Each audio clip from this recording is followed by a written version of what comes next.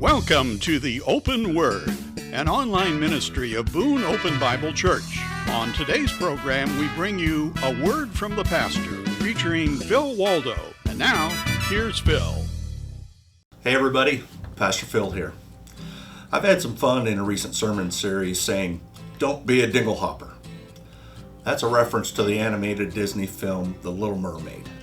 A dingle hopper was described as a tool used by humans to brush and style their hair, but in reality it was just a fork.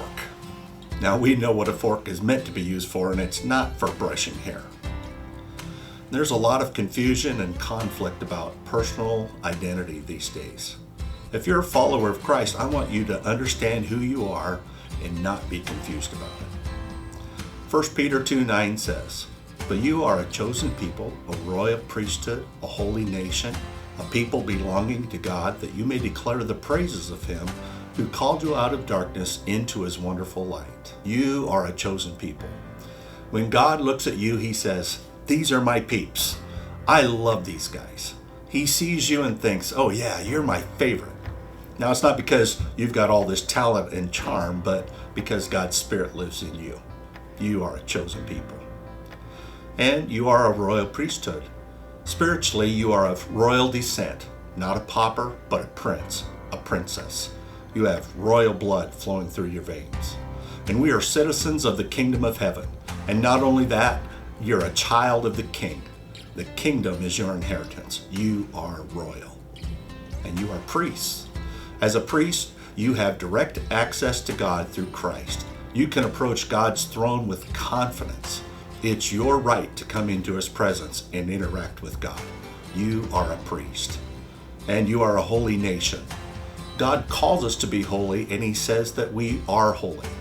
Now, that doesn't mean we're perfect. It means we're set apart for God. It's like the fancy china in your grandma's hutch. It's not for any old use. It's for special occasions. It's set apart. It's unique. It's not just ordinary. That describes you as well. You are holy, unique, special, set apart.